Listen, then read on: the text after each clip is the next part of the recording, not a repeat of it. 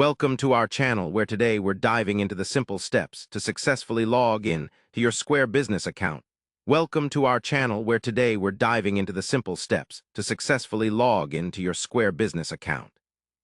To get started, first navigate to the official Square website by entering www.squareup.com in your web browser.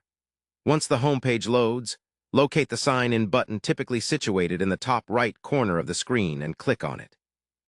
You'll be directed to the login page where you'll see two main fields, email address and password. Enter the email address associated with your Square business account carefully, making sure there are no typos. Next, type in your password exactly as you set it. If you're using a private device, you may choose to tick the option to stay signed in for convenience. If you forgot your password, click the Forgot Password link to begin the recovery process by entering your email address to receive a password reset link. After filling in your login credentials correctly, click the Sign In button to access your account dashboard. Once logged in, you can manage transactions, view sales reports, update business information, and more.